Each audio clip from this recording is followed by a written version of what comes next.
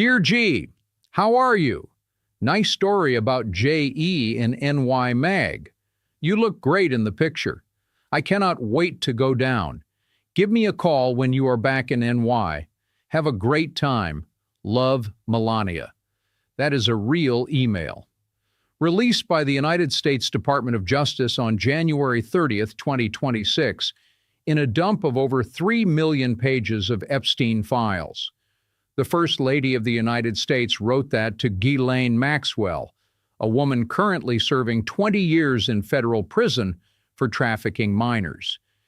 And the nice story about JE that Melania was gushing over, that is the infamous 2002 New York Magazine profile where her own husband, Donald Trump, is quoted saying he's known Epstein for 15 years and that Epstein likes beautiful women as much as I do, and many of them are on the younger side.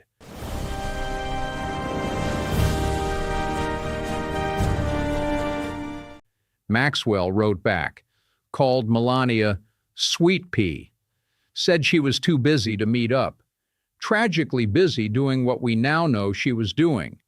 So when Bill Clinton steps up this week, looks the camera dead in the eye, and says, "Put me under oath.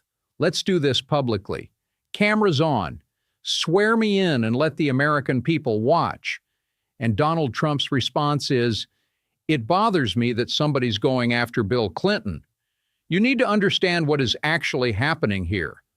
The man whose wife was pen pals with a convicted trafficker, whose name appears over 3,200 times in the Epstein files, whose commerce secretary was doing business deals with Epstein 7 years after his conviction. That man does not want this conversation happening in public. And tonight, we are going to show you exactly why. Let's start with the facts of what happened this week. On February 3rd, after 6 months of defying congressional subpoenas, Bill and Hillary Clinton agreed to sit for closed-door depositions before the House Oversight Committee. Hillary testifies February 26th. Bill follows on the 27th. The agreement came at the 11th hour, literally as the House was preparing a bipartisan vote to hold the Clintons in contempt of Congress. But here is where it gets interesting. The Clintons did not just agree to show up, they demanded cameras. They demanded the American public get to watch. Bill Clinton posted on X, "I have called for the full release of the Epstein files. I have provided a sworn statement of what I know, and just this week, I've agreed to appear in person before the committee. But it's still not enough for Republicans." He continued, "I will not sit idly as they use me as a prop in a closed-door kangaroo court by a Republican Party running scared. If they want answers, let's stop the games and do this the right way, in a public hearing, where the American people can see for themselves what this is really about." Hillary Clinton said the same thing the day before. "For 6 months, we engaged Republicans on the Oversight Committee in good faith. We told them what we know, under oath. They ignored all of it. They moved the goalposts and turned accountability into an exercise in distraction. Then she dropped the hammer. If you want this fight, James Comer, let's have it. In public. You love to talk about transparency. There's nothing more transparent than a public hearing, cameras on. We will be there." Now, here is what is hilarious and terrifying at the same time. James Comer, the Republican chairman of the House Oversight Committee, the man who spent months threatening contempt, pounding his chest about accountability, suddenly gets stage fright. He goes on Sean Hannity's show and says committee hearings are more for entertainment than substance. The chairman of the Oversight Committee is arguing that oversight in public is entertainment. He wants depositions behind closed doors. The transcripts come out later on his terms, at his convenience, edited to his narrative. James, sweetheart, if your investigation is so serious, Why are you terrified of Americans watching it live? What exactly happens under oath, on camera, that does not happen in a private room? I will tell you what happens. The truth becomes uneditable. And here comes the punchline that writes itself. When NBC's Tom Yamas told Trump that Democrats are warning they will subpoena him next if they take back the House, Trump's response was, well, I think they might say that, but they've already brought me. They had me indicted many, many times. Congressional subpoenas and criminal indictments are not the same thing, Mr. President. One is oversight. The other is what happens when a grand jury sees probable cause of a crime. The fact that he conflates the two tells you everything about how this man processes accountability. And then, and I want you to really sit with this, Trump told NBC, "It bothers me that somebody's going after Bill Clinton. I like Bill Clinton. I liked his behavior toward me. I thought he got me. He understood me." Here is a question, Mr. President. Why does the man who spent 8 years chanting "lock her up" about Hillary Clinton suddenly feel bothered that Bill Clinton might have to answer questions under oath? Could it be because, as Representative Ted Lieu said on camera, we are absolutely going to have Donald Trump testify under oath when Democrats take the House? Even Comer admitted to reporters that this could set a precedent. Now let me tell you what is sitting in those 3 million pages that makes this White House break into a cold sweat. Trump's name appears over 3,200 times in the Epstein files released January 30th, according to the Department of Justice. Hillary Clinton? 0 mentions. 0. Yet she is the one being subpoenaed. And while James Comer is staging this theater about deposing the Clintons behind closed doors, here is what he is not investigating. Commerce Secretary Howard Lutnick told the New York Post in 2025 that he cut off all contact with Epstein in 2005 after visiting his Manhattan townhouse and being grossed out. He said he would never be in a room with that disgusting person ever again. The Epstein files show that was a lie. In December 2012, Lutnick emailed Epstein, addressed him as Jeff, to coordinate a visit to Epstein's private island, Little St. James. He brought his wife, 4 children, and another family with kids. He emailed asking for coordinates for his yacht captain. Epstein replied, "Come Saturday or Sunday lunch." 5 days after that island visit, both men signed a business deal. Lutnick and Epstein each acquired stakes in an advertising tech company called AdFin, according to CBS News. That business relationship continued until at least 2014.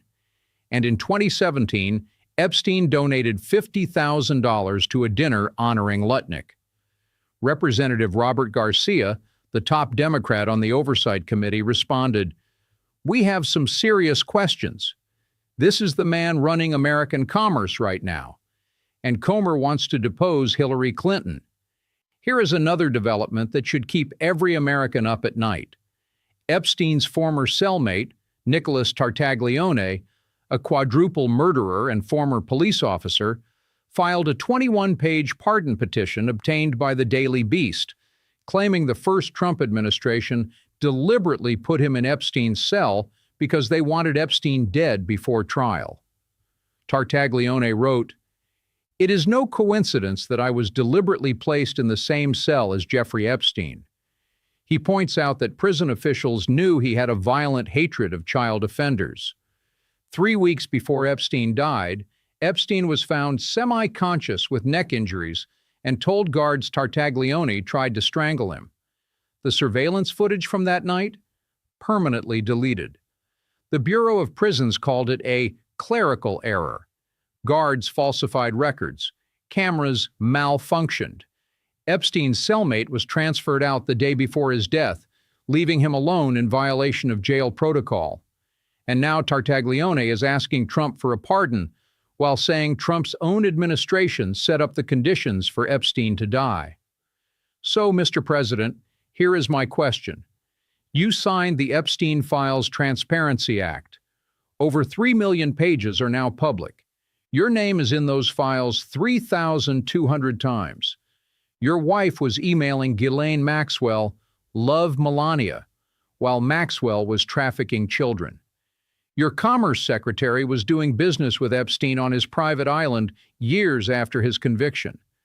And a convicted killer says your administration wanted Epstein dead before he could talk.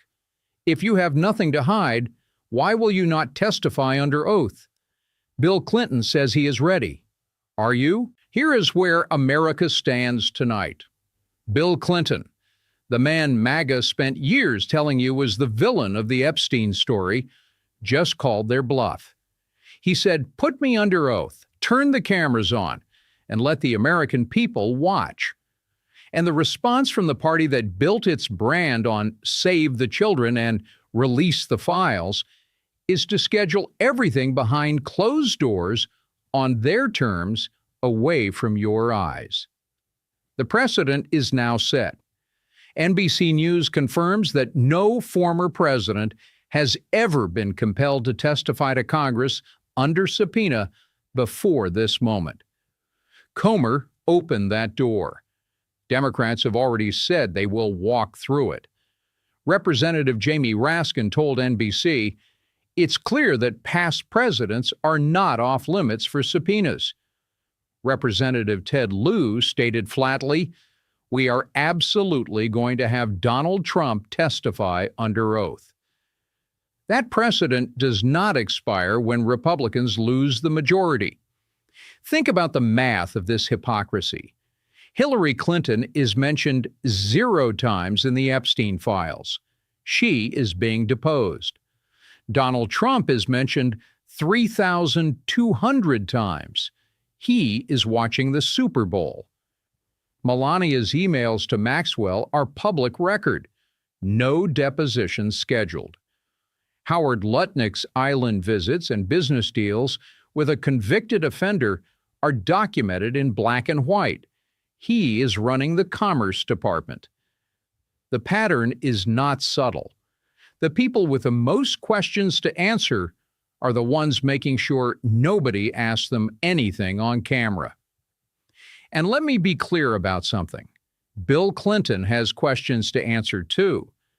He flew on Epstein's plane at least 16 times, according to CNN's analysis. Photos from those files show him with Epstein. He should testify. He should answer every single question. And he is saying he will, publicly. That is the difference. One side is walking toward the microphone. The other side is unplugging it. The Clintons' depositions are scheduled for February 26th and 27th. The question now is not whether they will talk. It is whether the American people will be allowed to hear it. And more importantly, whether the precedent James Comer just created will one day lead to the one deposition this administration fears most: the President of the United States, under oath, answering questions about Jeffrey Epstein. Because as Bill Clinton just proved, once that door opens, it does not close. And tonight, it is wide open.